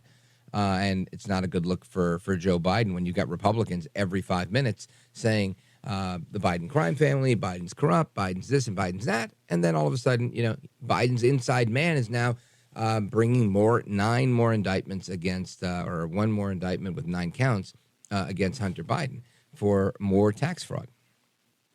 So, again, this is probably still, the fix is still in. He's not going to see the inside of a jail cell. Nothing's really going to happen. But it doesn't help in a campaign year. If anything, it might. Joe El Baboso Biden, may try to play this and say, well, you see, my son, he's the smartest guy I know, but he's been indicted. That's his problem. We're holding everybody accountable, whether it's Donald Trump or Hunter Biden. We ran a fair administration, right? He may try to use that to his benefit. I just don't know that it works entirely. Because, they're looking for 100 years or 400 years on Trump. And, what they're doing to Hunter Biden is minuscule. And he actually didn't pay his taxes. What did Trump do? Borrowed money from a bank, paid it back. Bank said he paid it back really well. And after the statute of limitations, the state decides, we're going to come after you. Well, you're doing that because on your campaign, you said you were coming after me. No, I didn't. Then he plays the videos and okay. And they pretend it didn't happen. I mean, it's just laughable, the things that are happening, but it's not funny because it could happen to any one of us. Anyway, that's the story on Hunter Biden with respect to that. Plus, his ex-business partner is now slamming his latest claim that these business dealings, I'll give you the complete quote, right? Hunter's ex-business associate blasts Biden's new claim about his son's business dealings, saying complete malarkey. Then President Biden met with several of Hunter's business associates during the Obama administration, and a former associate of Hunter Biden's is pushing back against President Biden after he angrily claimed that that was a bunch of lies and that he interacted with his son's foreign business associates. So how about that, right? How about them apples? So there's plenty going on that front. And I say all of that to say it's an interesting place that Hunter Biden has landed in. And I don't know what ultimately happens with Hunter Biden in this case. I don't think much eventually happens with him. But that is, to me, it's going to be a black eye, a black cloud on Biden's campaign. And ultimately, it might be what Republicans decide to use. And it is the route they're going, right? They're using Hunter as the layup to dunk on Biden here.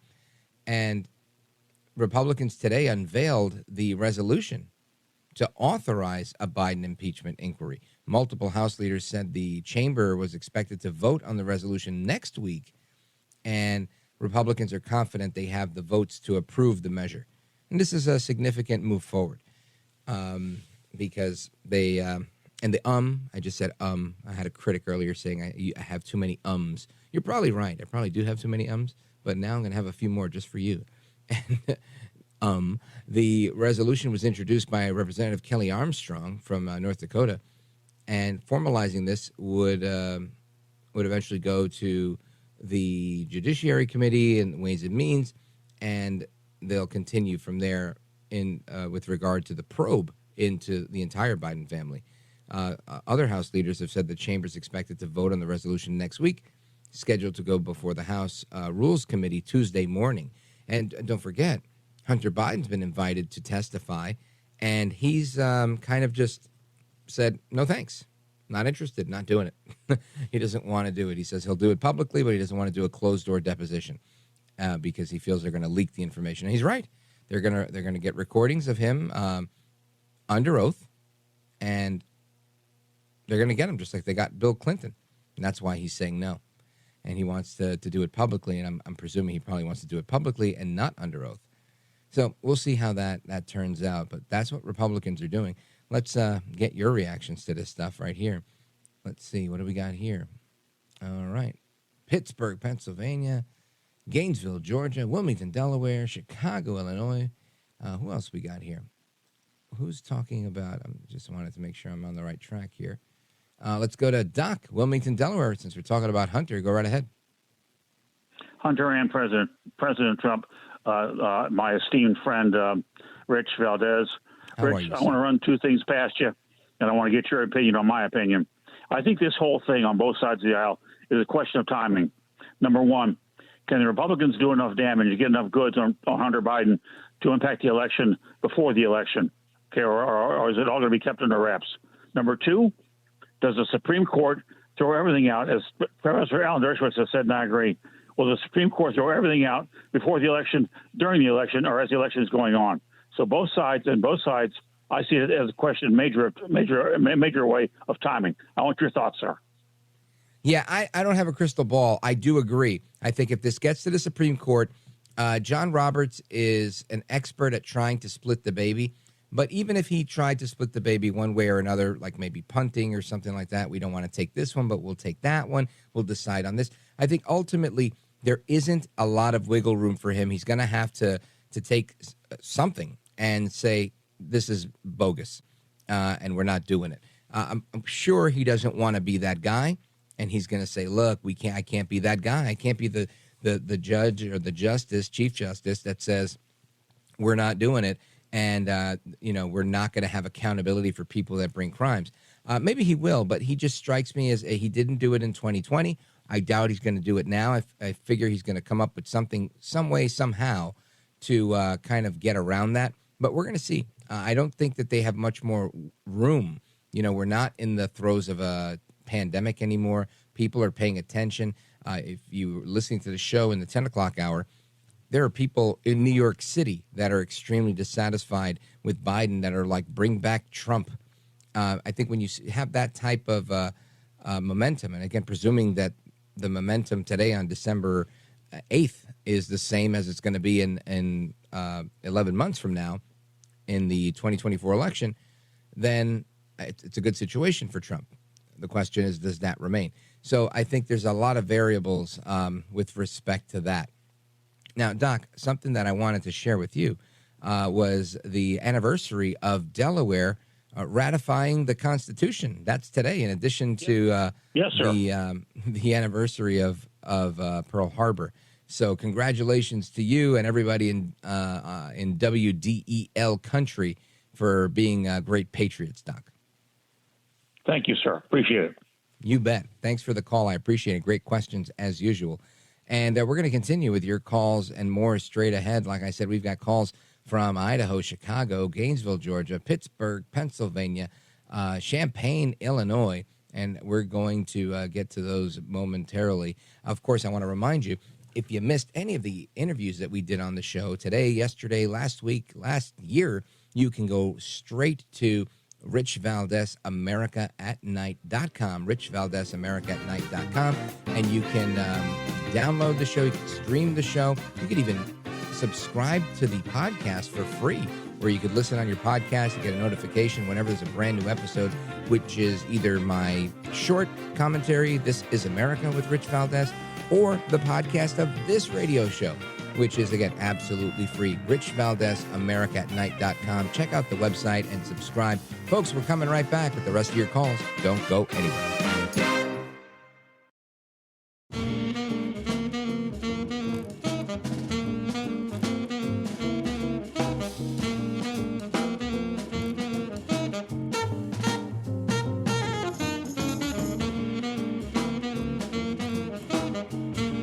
No hair, no care, and live on the air. It's Rich Valdez. Call now, 833-4VALDEZ. That's 833-482-5337. 833-4VALDEZ. That's Valdez with an S. Shots were fired outside the temple in the parking area. There were no injuries or fatalities. The suspect is a 28-year-old local resident who is walking around outside the synagogue acting very suspicious. According to witnesses, he fired off a round from a shotgun while making threatening statements. Any act of anti-Semitism is unacceptable, and undermining the public safety at our synagogue, the first night of Hanukkah, is even more deplorable. So this 28-year-old man, not identified by anything other than 28-year-old man, as far as I can see, he fires 2 rounds from a shotgun outside of Temple, Israel, on the first night of Hanukkah, and he shouts, "Free Palestine," during the incident, according to the police and a person that was briefed on the matter. Now, nobody was hurt in the shooting. It took place just before 2 o'clock this afternoon on the grounds of the synagogue. The man was taken into custody shortly after the incident and was being interviewed as early as this evening by members of a counterterrorism task force in Albany. The Temple Israel staff noticed the armed man outside the building on New Scotland Avenue and placed the facility in lockdown. That lockdown included an early childhood center at the synagogue that was filled with children. Albany Police Chief Eric Hawkins said that shell casings were found on the staircase leading to the front entrance of the synagogue when police were called about the shots being fired. It was initially conveyed as a potential incident at Key Bank, which is across the street. They later learned it was not. So, they got their wires crossed there a little bit. The police in Albany did take the man into custody about a block away from the scene of where it all happened. And again, passersby, witnesses say that he shouted "Free Palestine." So I'm very curious to see who this person was, being that they're not describing who the shooter was and that they were, shouting "Free Palestine." It doesn't seem like a radical Trumper to me, but you never know, right? Give it a couple of days in the media, and they'll say this guy had social media posts where he absolutely loved Trump. Right? Ultimately, everybody's all the bad people are Trump people, conservatives, Republicans, Christians, and as of lately, white, right? White, straight, and white. Anyway, that's the story on that. As there's more information, I'll keep you up to speed on it. We got a really full call board, so we're going to go straight to the calls right now and bang these out. Let's see, where do we go from here? Let's go to Rich in Pittsburgh, Pennsylvania, KDKA. Go right ahead. Hey, Mr. Valdez, how are you? I hope you're in good Wonderful, health. thank you. And I do want to recognize, shout out to all the veterans out there. Yesterday was Pearl Harbor Day. It was 82 years. We must not forget, that was the worst attack on U.S., on U.S. soil before 9/11. The other thing is I got is, by the way, today is the 8th, and Hanukkah does begin today. I listened to that news bit. And today is also the 43rd anniversary of John Lennon outside the Dakota. Look at that. Busy couple of days. I went down there. I did go down there, and I was going to go this year, but I'm not going to go. But anyway, I just wanted to say that also my dad was in Hawaii before it became a state. And shout out to all the veterans, because without these veterans, you wouldn't be able to exist. There would be no freedom of speech.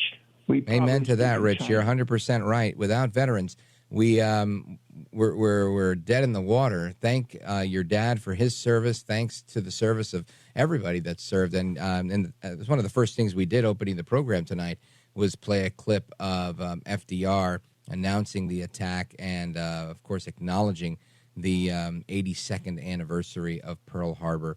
And thank you for acknowledging that yet again. It's like I said earlier, it's solemn, but it's something that we have to do. And always a big shout out to everybody in uniform and everybody who served and those who aren't here. And we continue. Let us go. Let's see, where are we going now? Let's go to Diane in Chicago, listening on WGN. Go right ahead, Diane. You're on with Rich Valdez. Go right ahead. Hi, Rich. I was trying to consider what to talk about. As you know, right, it's like 11:30 right here. Yeah, sure. And What's on your mind? Don't know what you were talking about before, because I can't follow your show until 1 a.m. Go right ahead. You get the idea. Okay. Well, I was talking to producer Tom about topics. I was wondering about Twitter, which is X, and what you, if you've ever had a situation where you had somebody on your show. I remember Jim Bohannon had a person named Jack Lombardi, and he was somebody who seemed to know all about navigating Twitter. It's sort of an odd thing for a person who doesn't have a computer, which I don't, but I use the library, and I have a Yahoo and all of that, and I have a Gmail that corresponds, but I'm anonymous on both Twitter or X, and yet I'm pretty diligent, and I've been doing, tweeting my little. Right. What was your question about Twitter, Diane? 2017. Have you ever heard of shadow banning? Sure. Yeah, I can tell you a little bit about that. So I spent a little bit of time working for an organization called Project Veritas, led then by James O'Keefe. And that term, I think, was relatively unknown to everybody. And when Project Veritas did an investigation into how that works, it was revealed by them, by their very own employees on hidden camera, when they thought they were meeting with like women after work at a bar, and they were bragging. and they were saying how like, yeah, he's crazy, the radical right wingers, these, I'm paraphrasing, but it's on video. You could find it on YouTube. And they were literally bragging about how people would think that they're tweeting to their big followings. And in fact, only a handful of the people would see the tweet. The rest of them would not see it. And it was not a forthright ban where they would tell you, hey, you're banned. It was a shadow ban where you think that you're communicating, but you're really throttled and you're reaching a lot less people. And this was something they did to conservatives ever since the time of the Tea Party. And who knows, probably before that. Very, very, very popular. It still happens now. Many of them do it. All the social media do it. And they tell you, right? You might post something and they'll say, okay, you're going to be throttled. You're going to have less reach. And they just tell you. And then if you don't like it, you can appeal it. But yeah, that's something that happens quite a lot. We had a Facebook whistleblower on the program a while back. I don't remember her name, but we should probably bring her back. And she was very informative. And she was explaining how they did similar at Facebook. And what I've seen is that many of these social media platforms do that. And we learned from the Twitter files when Elon Musk purchased Twitter that it went beyond that to actually colluding with the government or the government colluding with these social media companies in order to stop certain information from going out. So, a very good point and very good question, because that is something that does genuinely happen. And that is what gave rise to Parler and Truth Social and so many other alternatives that embrace free speech. Rumble, for example, which is an excellent alternative to YouTube. And voila, here we are today with more options. So I think we need to continue having those options, and we need to continue holding these people to account. Diane, thank you for your call. I appreciate it. Big shout out to everybody in WGN country. And of course, we're coming right back with the rest of your calls and more. Don't go anywhere. This is America at Night with Rich Valdez.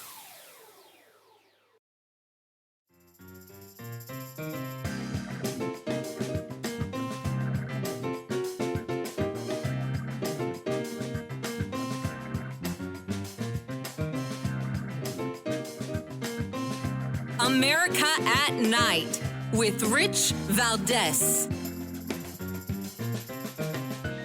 To the point of needing Congress to act, what Senate Republicans are pushing for really right now is very similar to H.R. 2, which passed the House, the Secure the Border Act. And just to name a couple of things in it, restart construction on the border wall, increase the number of Border Patrol agents, limit asylum, narrow the president's parole powers.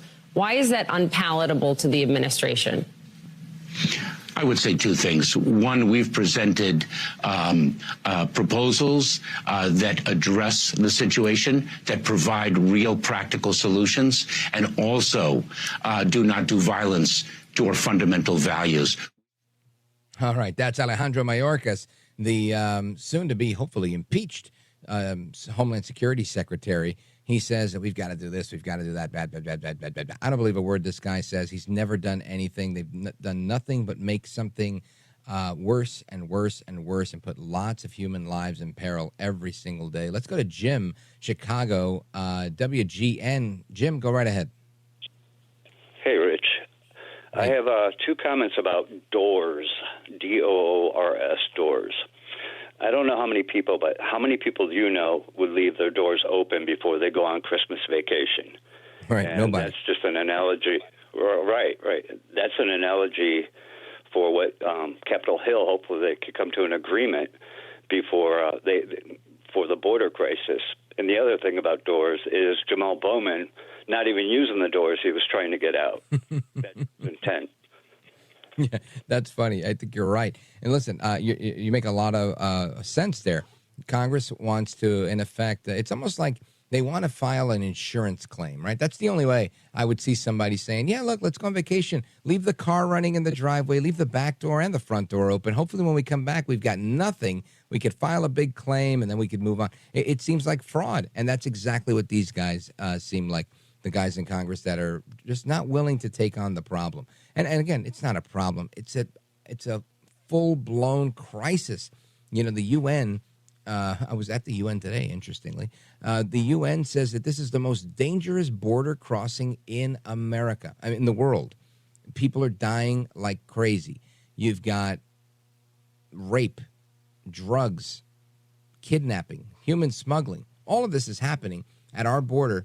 And Biden and Mayorkas is just, we're doing everything we can, and we're just great, and it's unbelievable to me. It really is that we have this, and these looks like platoons of men from all over the world coming in that claim that they're coming here to work, but looks like they're coming here to set up shop like a military unit. Once that was brought to my attention, I blew it off a couple of times, but now these aren't again little guys, puny guys. These are guys that are in shape, that are coming here, and it looks like a soccer team that's coming in. It's just crazy to see what we're seeing. Jim, thanks for the call. I appreciate it. Let us continue. Where do I want to go here? I want to go to California, Ventura, California, KVTA, amazing station. Love California. Archie, what's up? You're on with Rich Valdez. Hey, Rich, I'll make it quick. I love a man without a Z in his name that can still stay alert and awake and do what you do. I wanted to say about the Donald, I have something that might cheer him up a little bit as he tries to untie that Gregorian knot of judicial injustice. I would like to see a sign or a T-shirt that said "Ex-Dem for the Donald," and underneath would be a railroad track and a little railroad train car engine or whatever, and a circle backslash, meaning no railroading. Right, that's interesting. I didn't get it the first time, but I like the slogan "Ex-Dem for Donald." I think that's a pretty good one, and I think we're going to see a lot of that. I don't know if you heard the audio I played earlier from Newsmax TV, but these man on the street interviews that they did were just to me amazing. That there are so many people in the Bronx, and by the left standards, for descriptive purposes, I'll say these were black and brown people. And, African-American, Hispanics that were saying, no way. It's costing us way more money to live. We had more money under Trump. It just is not a good look. So, Archie, I love the idea. Thanks for the call. I appreciate it. Big shout out to everybody in Ventura, California, KVTA. We're going to continue with the rest of your calls straight ahead. But before we do, let's go to Orlando in Gainesville, Georgia, WDN. Go right ahead. Hey, Rich, this is my first time calling. Welcome. I listened to you, and I've listened to you for the last couple of weeks, but I just wanted to weigh in on the young lady that you had on your show last night. I kind of got lost. I thought she was on a different show, but the AHG. Ashley Hayek. It was about the Girl Scout cookies, and I'm gonna tell you. Okay, Patty Garibay. But the thing is, I don't like how things are set up. Knowledge is power, and I'm glad to know that as long as you and I, because I am a man of color myself, as long as we're funding those cookies, we're funding the wrong side of the world. And it's just not right. That's not right at all. So yeah, I hear wanted you. to say that, and I love you guys' show, and Merry Christmas to you guys. Well, Orlando, thank you. Those are kind words. I appreciate it. You call anytime you want. Big shout out to you and your family and everybody in Gainesville, Georgia, WDUN. Happy Christmas. God bless. Folks, we're coming back to the rest of your calls and more. Don't move a muscle. This is America at Night with Rich Valdez.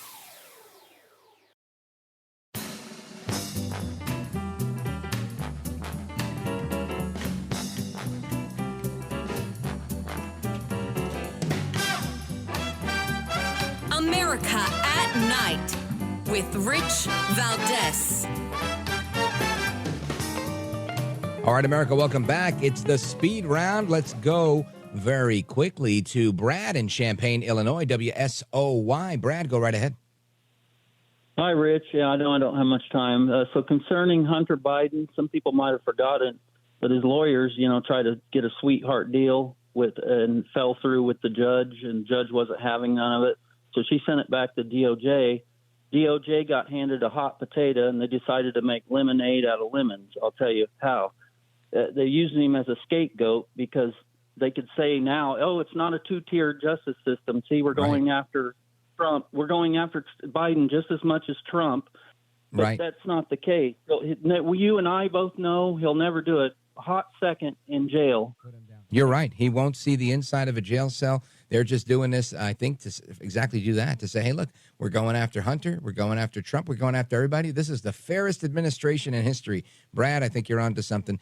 Let us continue. Let's go to Joe, Salem, Arkansas, KSAR. Go right ahead. Yeah, Rich, I agree with the other fellow that I'm glad you can stay up for the 3 hours. I'm a first-time dozer, and I hate when that happens. But anyway, what I was wondering is, what do you think about a pardon for Hunter, if you haven't already covered that? How long do you think that'll take? So here's the thing. Joe says he's never going to issue a pardon for Hunter Biden. I don't think he will either, and I'll tell you why. I don't think he's ever going to get convicted. I think Hunter, even if he gets a conviction, like the slap on the wrist that he's going to get is ultimately going to be a fine. So they're going to say, oh, you didn't pay your $200,000 in taxes? Well, we're going to fine you $1 million, and you better not do it again. And if you do it again in the next 10 years, boy, you're going to have to pay another fine. You know, I don't think any stiff penalty is coming his way. I think this is, again, for show, to tie him up in indictments, to say, look, we went after this guy. It's all theater, in my opinion. I don't think anything really sticks. Joe in Salem, Arkansas, big shout out to KSAR. Let us go now to Zanesville, Ohio, WHIZ. Check in with Paul. What's up, my brother? Quickly. Hey, good evening. Hey, when I hear my Arkansas, I hear blah, blah, blah.